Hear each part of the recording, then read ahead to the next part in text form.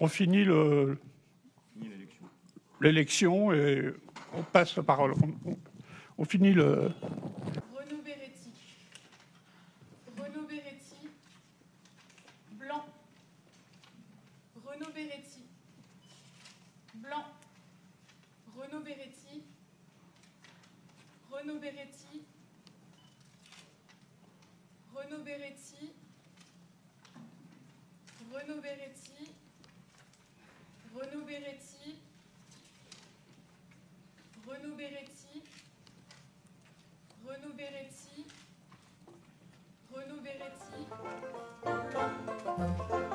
Blanc. Renaud Beretti. Nombre de bulletins de votants, bulletins déposés 35. Nombre de suffrages déclarés nuls ou blancs par le bureau 7.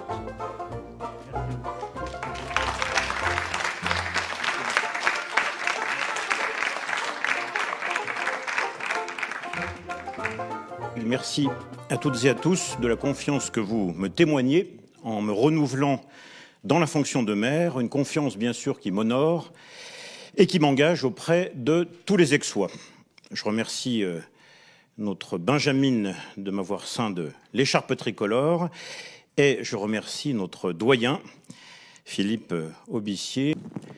Bien, nous allons reprendre plutôt l'ordre du jour de ce conseil municipal d'installation en abordant deux délibérations. La première concernant les indemnités de fonction du maire, des adjoints et des conseillers municipaux délégués. Je crois que c'est... Pardon. Ah oui, pardon, élection des adjoints, oui.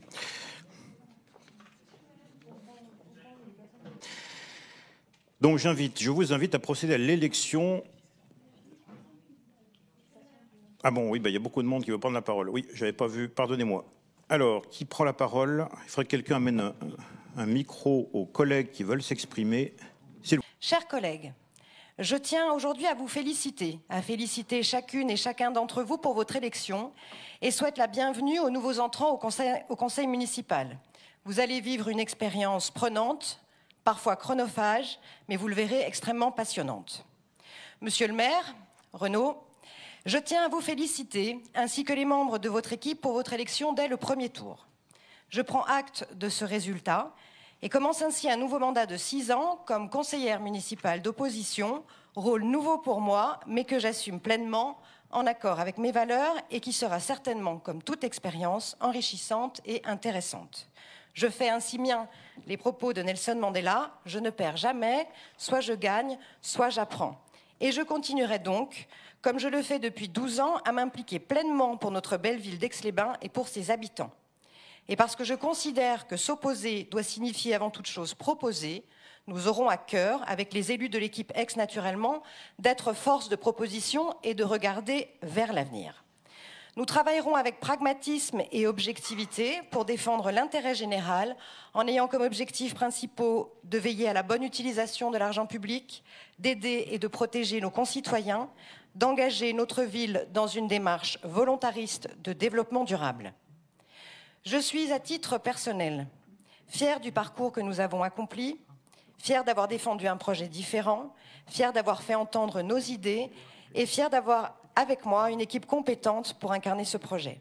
Nous aurons sans doute l'occasion de pointer publiquement nos désaccords, mais nous le ferons, chers collègues, de manière toujours respectueuse et constructive dans l'intérêt de notre ville.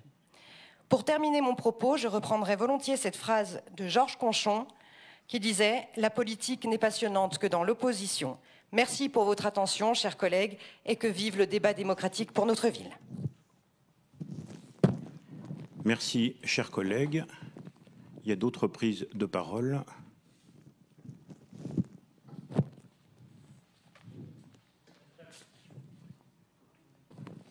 L'installation de ce nouveau conseil municipal se déroule dans un contexte bien particulier de crise sanitaire, économique et sociale, aux conséquences graves et importantes à long terme.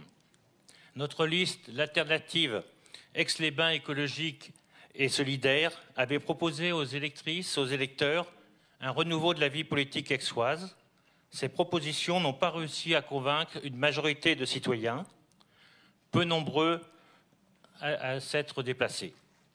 Mais rappelez-vous nos principales orientations. L'indispensable prise en compte de l'urgence climatique et sociale, l'importance des services publics et des actions de solidarité, une ville à l'écoute de tous les citoyennes et citoyens. Elle s'affirme aujourd'hui encore avec plus d'actualité et de pertinence pour construire une société plus juste, plus respectueuse de l'environnement, attentive à ce qui sera légué aux générations futures.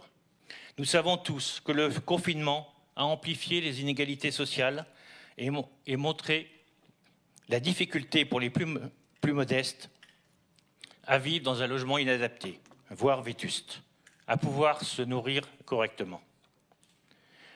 Nous demandons que le budget destiné au CCAS et aux aides des associations humanitaires soit revu à la hausse.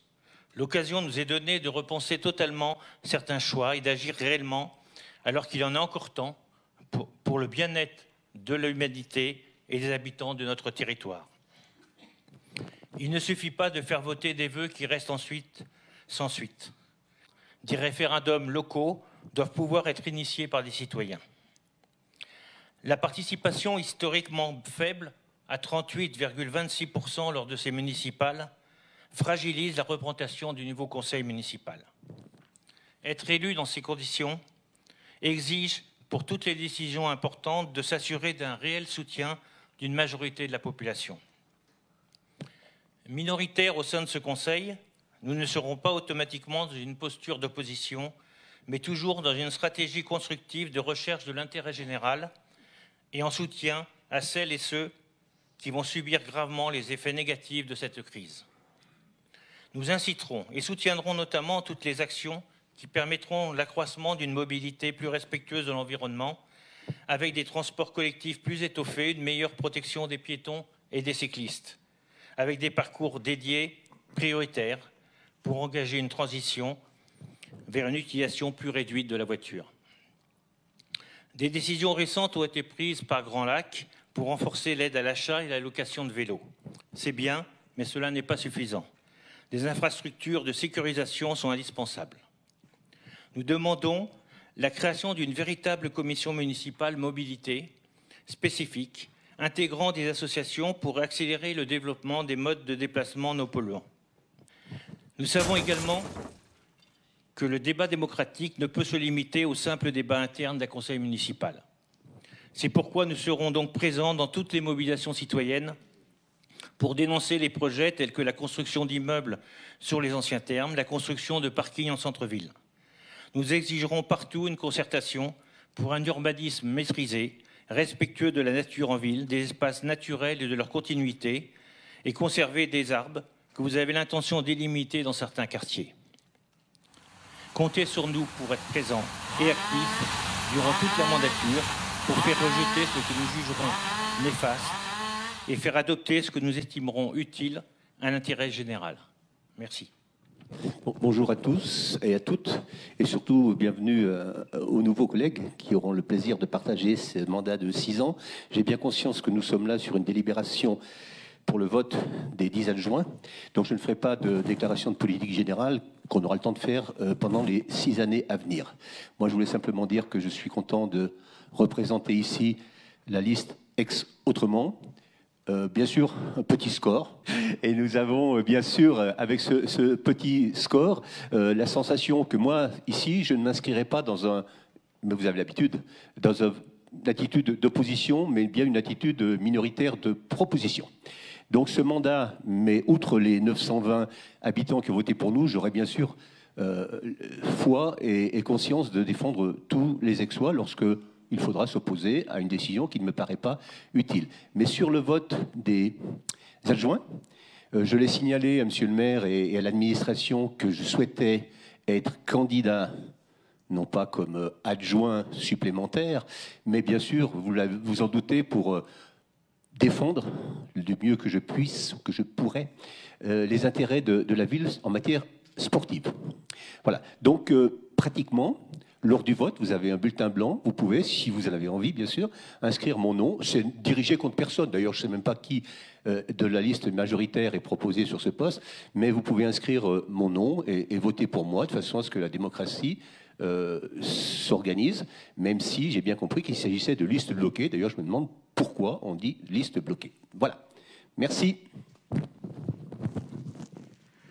Merci, chers collègues. Bon, je ne sais pas si la liste est bloquée, elle est simplement complète et l'expression de la majorité, tout simplement. Alors, avant que nous puissions... mais merci de cette candidature supplémentaire. Je crois qu'il y a des bulletins pour M. Gimnès, s'ils peuvent être distribués. Merci. En attendant, je dois vous demander de voter. Je propose qu'on le fasse à main levée pour fixer, selon les termes du Code général des collectivités locales, le nombre d'adjoints en vous proposant que ce nombre soit fixé à 10. Bien confirmé par l'administration générale, c'est bien ça, 27, 1, 6 blancs, 1 nul. Voilà, merci Lucie, merci chers collègues. Donc sont élus les 10 adjointes et 10 adjointes et adjoints dont les noms figuraient sur le bulletin et dont les délégations seront notifiées et précisées dans les tout prochains jours. Simplement dans les grandes lignes, donc c'est Marie-Pierre Montoro-Sado qui est première adjointe et qui sera en charge, alors je dis les grandes lignes, ça sera évidemment précisé plus amplement dans les arrêtés de délégation, mais de l'économie et des finances, des travaux et de la commande publique. Michel Frugier, deuxième adjoint en charge du tourisme et du thermalisme et des relations institutionnelles. Isabelle Moreau-Joannet en charge de la culture et du patrimoine. Thibaut Guigues, quatrième adjoint en charge du développement durable, de la citoyenneté, de la modernisation des services et du centre technique des parcs et jardins. Sophie Petit-Guillaume, cinquième adjointe en charge de la vie associative et des ressources humaines. Jean-Marc Vial, sixième adjoint en charge des affaires sociales, de l'administration générale, de la sécurité et de la tranquillité publique, mais aussi des affaires patriotiques. En septième adjointe, Christelle Anciot pour les affaires scolaires. Huitième adjoint, Nicolas Verriot en charge de l'urbanisme. Neuvième adjointe, Karine Dubouchet, adjointe au sport. Et Nicolas Poyeux, adjoint en charge du numérique et de la vie des quartiers. Voilà pour les grandes lignes des délégations de l'exécutif, des adjointes et des adjoints. Nous avons donc à présent deux délibérations. Non, mais vous voulez bien me laisser parler aux vrais médias? Oui, mais est-ce qu'on peut voter blanc? Non, mais vous voulez bien me laisser parler aux vrais médias? Oui, mais est-ce qu'on peut voter blanc? Nous avons donc à présent deux délibérations. Et je crois que c'est Thibaut Guigues qui la présente et qui concerne la première délibération inscrite à l'ordre du jour qui porte sur l'indemnité de fonction des élus. Ces taux multipliés par l'indice brut et le nombre d'élus concernés donnent une enveloppe maximum d'indemnité. Celle-ci est répartie comme suit. 90% de l'indice brut maximal de la fonction publique pour le maire, 36% de l'indice brut maximal de la fonction publique pour la première adjointe, 26% de l'indice brut maximal de la fonction publique pour les autres adjoints, 10% de l'indice brut maximal de la fonction publique pour les conseillers délégués. Ces indemnités bénéficient de majorations liées au statut de chef-lieu de canton et de station touristique de notre commune. Les crédits correspondants sont inscrits au budget de la commune, conformément à l'article L2123-20-1 alinéa 4 du Code général des collectivités territoriales. La présente délibération est accompagnée d'un tableau annexe récapitulant l'ensemble des indemnités allouées aux membres du conseil municipal. Bon, voilà, s'il remarche, il y a deux prises de parole, trois. Revenir à la délibération que vous présentez. Nous trouvons très malvenu, dans le contexte de crise que nous connaissons, que la première décision que vous nous demandiez d'adopter porte sur l'augmentation de la rémunération des élus.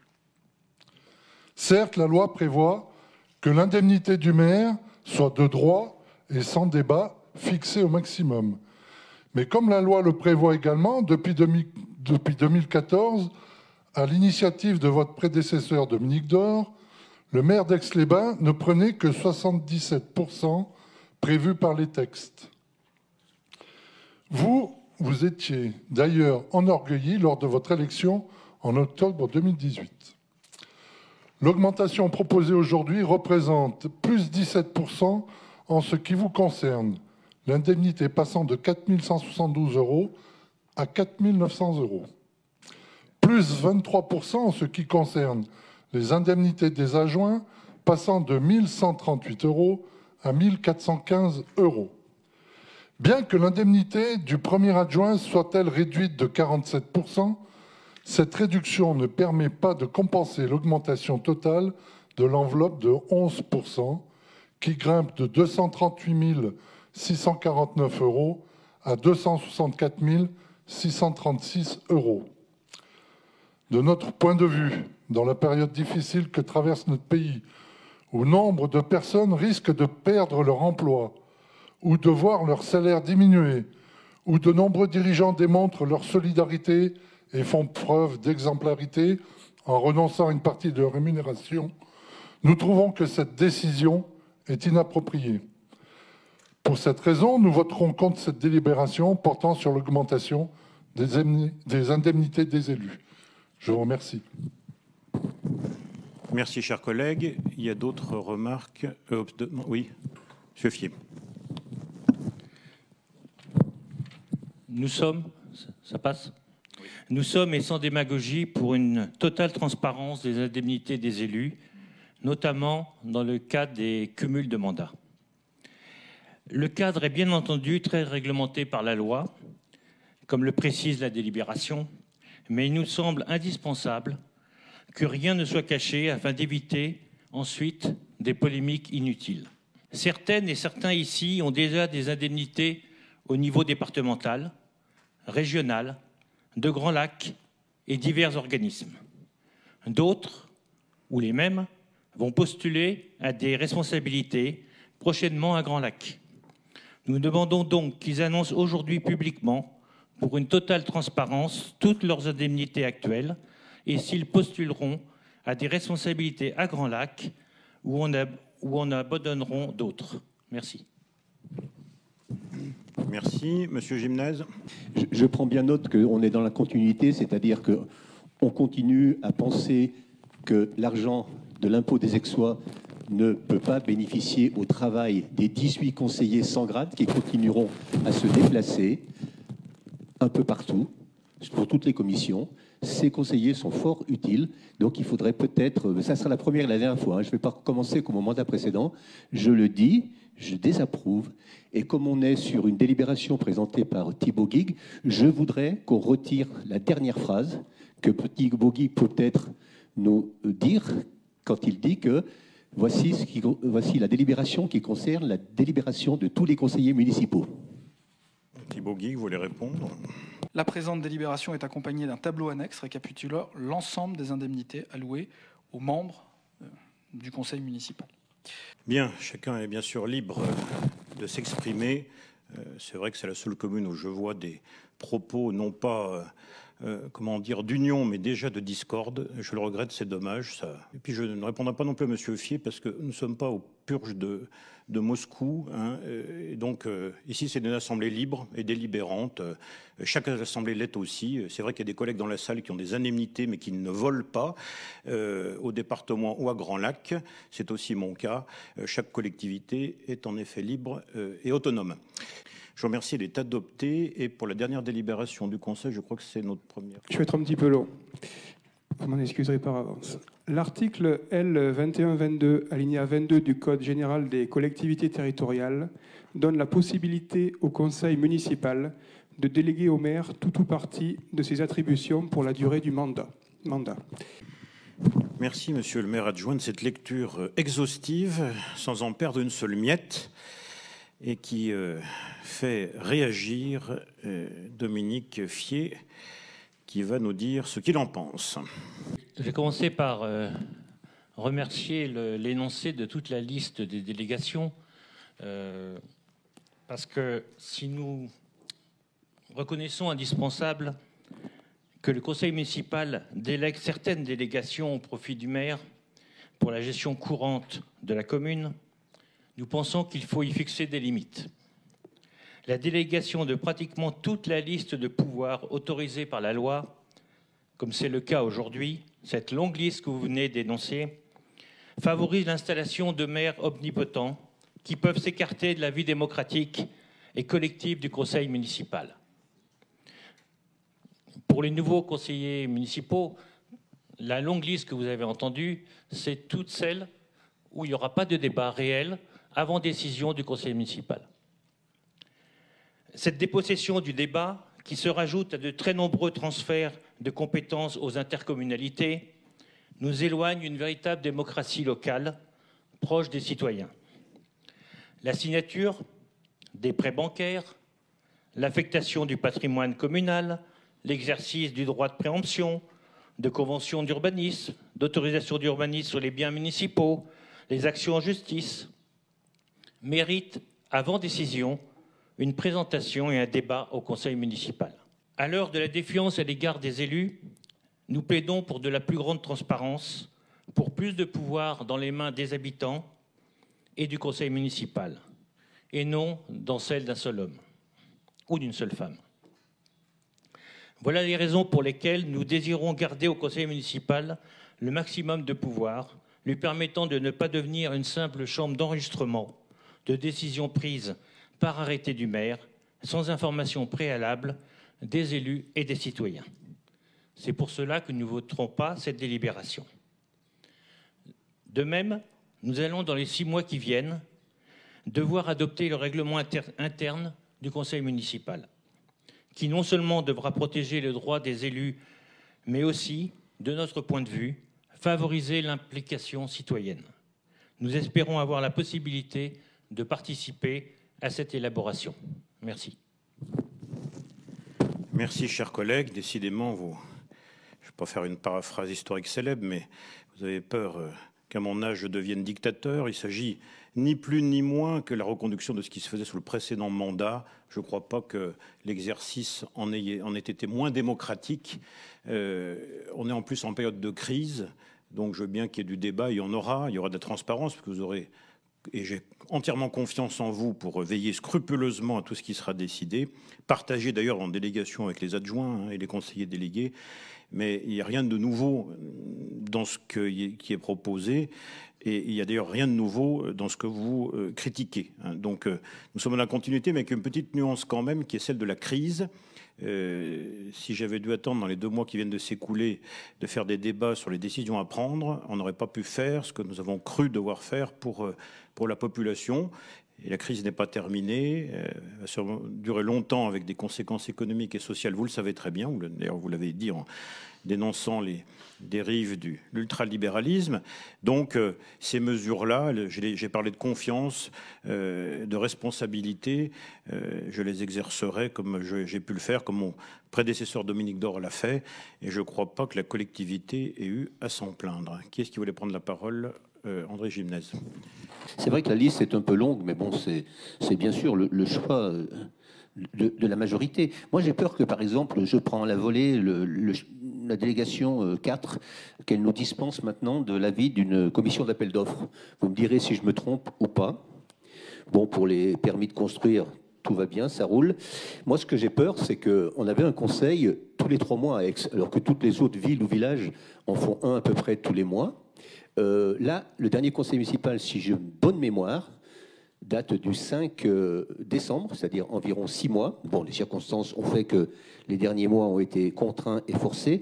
Moi, j'aimerais bien qu'on revienne à un débat un peu plus fréquent au conseil municipal et qu'on puisse avoir effectivement de réels débats, même si ce sont des délégations, qu'on puisse les commenter et commenter la décision et peut-être en discuter entre nous. Merci. Cette remarque, non, je ne crois pas qu'il y ait d'incidence sur la commission d'appel d'offres, hein, Marie-Pierre, je ne crois pas du tout. Donc, vous pouvez être rassuré sur ce point-là. Les conseils municipaux, leur rythme, je rappelle que j'ai fait en sorte qu'il y en ait plus que par le passé. Donc, je dirais le rythme s'est accéléré pour une raison simple, c'était pour soulager un petit peu l'ordre du jour et la durée des conseils, hein, puisque on avait des points à l'ordre du jour souvent très nombreux avec un nombre de conseils municipaux restreint trimestriel, ce que la loi autorise, mais effectivement, j'ai souhaité en faire davantage. Donc je crois de mémoire qu'on a dû en faire 2 de plus par année. Et puis, je rappelle que les échanges, les débats se font aussi en commission. J'ai présidé longtemps la commission des finances. J'étais toujours surpris de voir que peu de sujets étaient abordés en commission des finances, mais qu'ils surgissaient comme par hasard en conseil municipal, parce qu'il y a la presse, parce qu'il y a de l'écoute. C'est comme, j'ai oublié de répondre sur le règlement intérieur, qui sera évidemment, mis au point. On met en place des organes comme cela, démocratiques, mais qui souvent ne sont pas respectés. C'est-à-dire que le règlement, quand il est mentionné qu'il n'y a pas de débat après la réponse à la question, mais on repart quand même dans des débats. Donc les leçons de démocratie, il faut se les appliquer aussi à soi-même. Voilà. Donc, bien, est-ce qu'il y a d'autres remarques avant de passer au vote? Non. Eh bien, je mets aux voix. Y a-t-il des voix contre? Des abstentions? Cette délibération est adoptée. Pardon, excusez-moi. Je ne vous avais pas vu. Je vous remercie. La délibération est adoptée. Ce conseil d'installation prend fin. Pour celles et ceux qui le souhaitent, nous allons faire une photographie. Alors, c'est pareil. Hein.